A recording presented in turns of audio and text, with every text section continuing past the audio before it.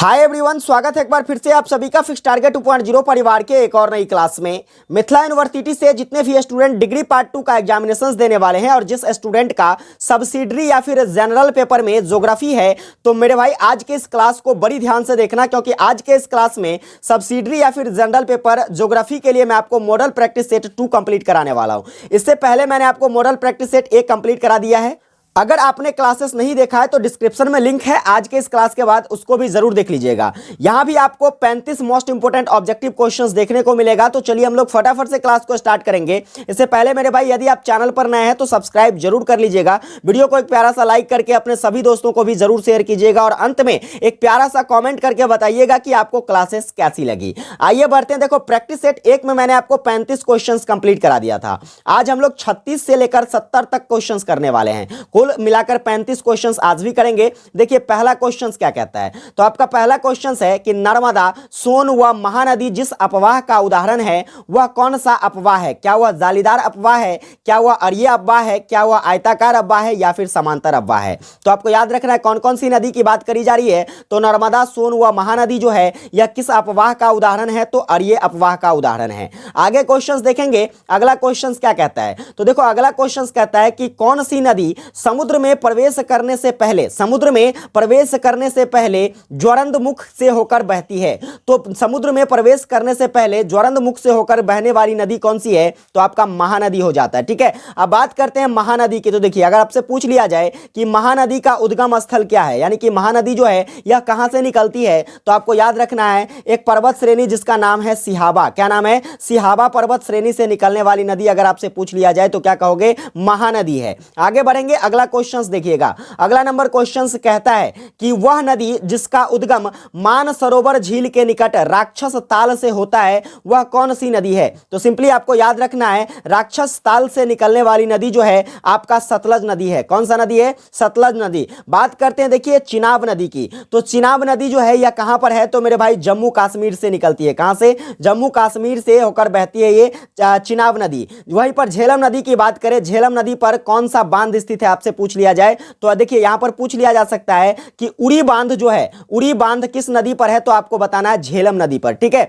फिर वहीं पर पूछ लिया जाए आपसे कि हड़प्पा जो है यह किस नदी के तट पर स्थित है? तो आप कहोगे रावी नदी के तट पर। किस नदी के तट पर? रावी नदी के तट पर। आगे बढ़ेंगे। अगला क्वेश्चन देखिएगा। अगला क्वेश्चन आपका कहता है कि सरस्वती नदी का उद्गम स्थल क्या है? तो सरस्वती नदी के उद्गम स्थल के बारे में बात कर लिया जाए तो शिवालिक पहाड़ियों से सरस्वती नदियां निकलती है। ऑप्शन नंबर 1 करेक्ट हो जाएगा। आगे बढ़ेंगे। अगला क्वेश्चन देखो क्या कहता है। स्टार लगाना क्वेश्चन पर पूछी जा सकती है कि निम्नलिखित में से कौन सी नदी को विश्वासघाती नदी कहा जाता है? तो विश्वासघाती नदी जिसको हुगली नदी कहते हैं। किसको कहते हैं? हुगली नदी को विश्वासघाती नदी कहते हैं। यदि आपसे पूछ लिया जाए हुगली नदी के तट पर कौन सा शहर स्थित है तो आपको बताना है कलकत्ता। कौन सा शहर? कलकत्ता जो है या किस नदी के तट पर? तो हुगली नदी के तट पर अवस्थित है। आगे बात करेंगे। अगला नंबर क्वेश्चन देखिए। अगला नंबर क्वेश्चन कहता है कि ब्रह्मा की बेटी के नाम से संबोधित की जाने वाली नदी कौन सी है? तो ब्रह्मा की बेटी, स्टार लगाना क्वेश्चंस पर। देखिए ब्रह्मा की बेटी के नाम से ब्रह्मपुत्र नदी को जाना जाता है। किस नदी को?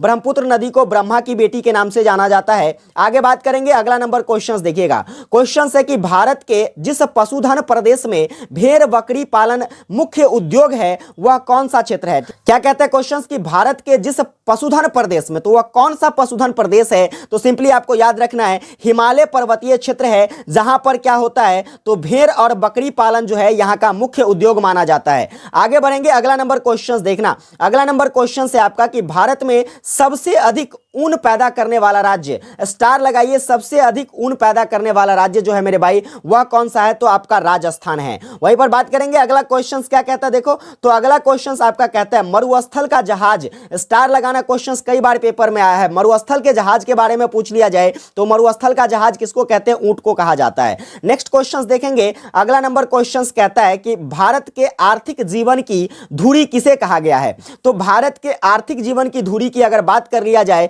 तो मानसूनी जलवायु को क्या कहा जाता है? भारत की आर्थिक जीवन की धुरी कहा जाता है, क्योंकि देखिए मानसूनी जलवायु पर ही भारत की जो है कृषि व्यवस्थाएं ये आश्रित है। और आपको पता है कि भारत एक कृषि प्रधान देश है। कैसा देश है? भारत एक कृषि प्रधान देश है और इसका मुख्य व्यवसाय क्या है, मुख्य उद्योग क्या है? तो जिसकी क्या कहते हैं, कृषि है, और कृषि से ही इसकी आर्थिक व्यवस्थाएं जो है सुदृढ़ होती है। इसलिए क्या कहा जाता है? आर्थिक जीवन की धुरी किसे कहा जाता है? मानसूनी जलवायु को कहा जाता है। आइए बात करेंगे अगला क्वेश्चन, देखना क्या कहता है। अगला क्वेश्चन है कि निम्नलिखित में से कौन सा जलवायु प्रदेश गोवा से कन्याकुमारी, ठीक है, गोवा से लेकर कुमारी अंतरीप तक फैला हुआ है? तो गोवा से लेकर कुमारी अंतरीप तक फैला हुआ जलवायु प्रदेश वह कौन सा प्रदेश है? तो आपको याद रखना है, यहां पर क्या हो जाएगा, पश्चिमी तट का दक्षिणी प्रदेश जो है यह कहां से कहां तक? तो गोवा से लेकर कुमारी अंतरीप तक फैला हुआ है। आगे बढ़ेंगे, अगला क्वेश्चन देखिएगा, कहता है उत्तरी पश्चिमी भारत में शीतकालीन वर्षा का क्या स्वरूप है? तो सिंपली याद रखोगे, उत्तरी पश्चिमी भारत में जो है शीतकालीन वर्षा के स्वरूप के बारे में बात कर लिया जाए तो क्या हो जाएगा? चक्रवातीय हो जाएगा, ऑप्शन नंबर डी।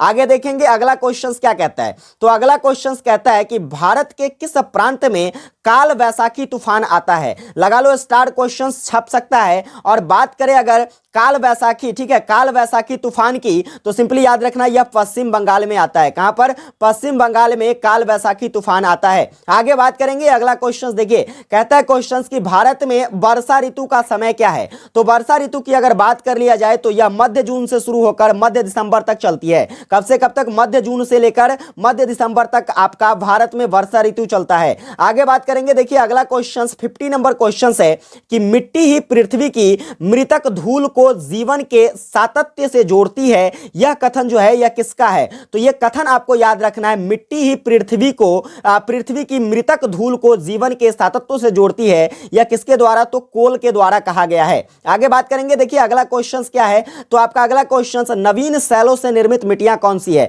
क्या वह चूना व बालू मिश्रित मिट्टियां हैं, या फिर कॉप मिट्टी है, या फिर लेटेराइट व मरुस्थलीय मिट्टी है? तो जी बिल्कुल नहीं, ये भी नहीं होगा, ये भी नहीं, ये भी नहीं।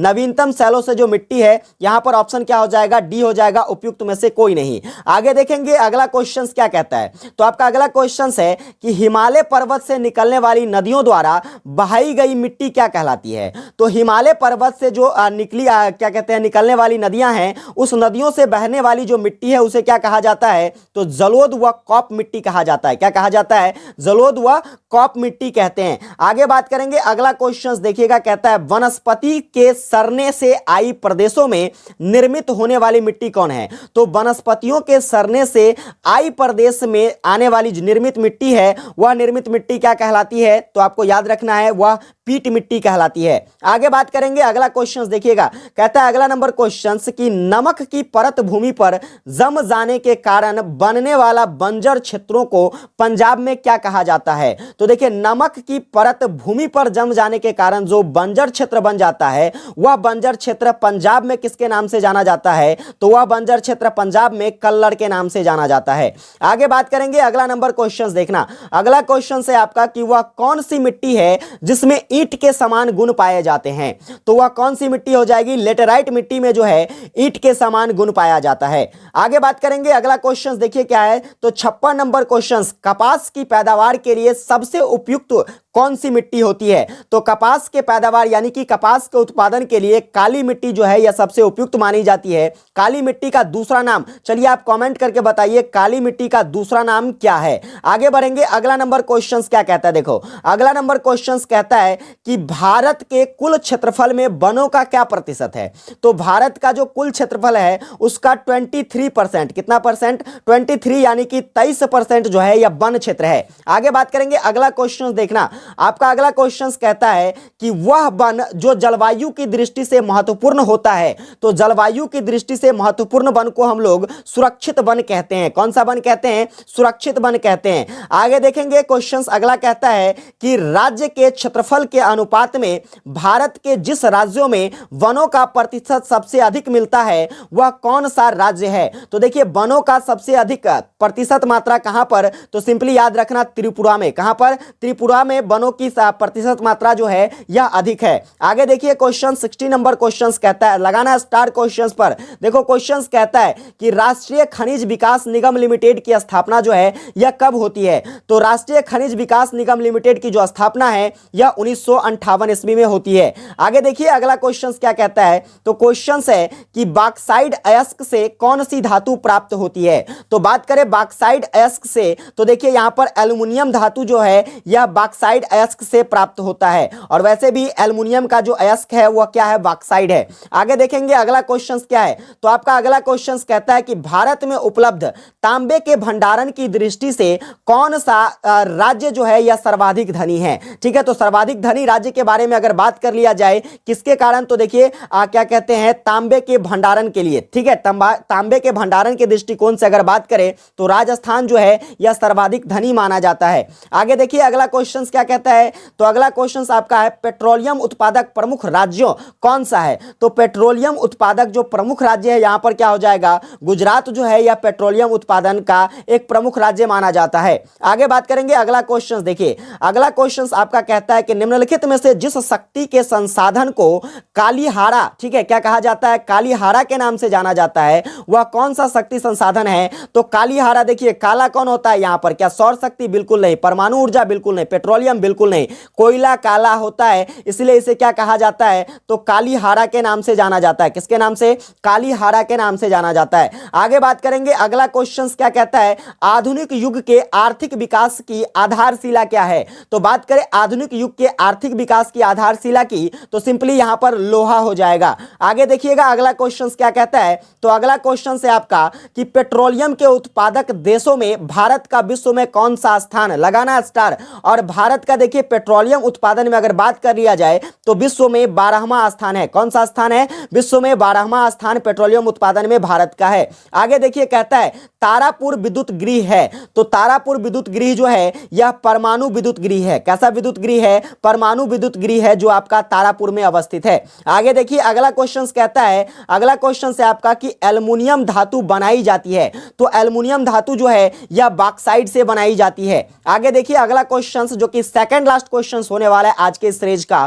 क्वेश्चन है जिस खनिज के उत्पादन में भारत संचार में प्रथम स्थान पर है तो वह कौन सा खनिज है? तो सिंपली याद रखोगे वह खनिज जो है आपका अभ्रक है। अभ्रक के उत्पादन में भारत जो है यह संसार में प्रथम स्थान पर है। आगे देखेंगे अगला क्वेश्चन जो कि आखिरी क्वेश्चन है आज के सीरीज का, कहता है भारत में सबसे अधिक सोना जिस राज्य में प्राप्त होता है वह राज्य कौन सा है? तो कर्नाटक जो है सोना के लिए सबसे प्रसिद्ध राज्य माना जाता है, पहले स्थान पर माना जाता है। तो कुल मिलाकर आज के सीरीज में 35 क्वेश्चंस और ज्योग्राफी के लिए मैंने आपको टोटल 70 क्वेश्चंस डिस्कस कर दिया है। क्लासेस अगर आपने पहली नहीं देखी है तो डिस्क्रिप्शन में लिंक है, उस क्लास को भी आप जरूर देख लीजिएगा। अगर क्लासेस हेल्पफुल लगी हो तो चैनल पर नए हैं बस एक बार कहूंगा कि सब्सक्राइब करके नोटिफिकेशन बेल को ऑन कर लेना और अपने परिवार को सपोर्ट करना। वीडियो को एक प्यारा सा लाइक करके एक प्यारा सा कमेंट करके बताना कि क्लासेस आपको कैसी लगी, और अगर ये क्लासेस आपको हेल्पफुल लगी हो तो अपने सभी दोस्तों के बीच इसे ज्यादा से ज्यादा फैलाओ ताकि यूनिवर्सिटी के हर बच्चों तक ये क्लास पहुंच सके। विशेष मिलेंगे आप लोगों के साथ एक नई क्लास में, तब तक के लिए जय हिंद, वंदे मातरम।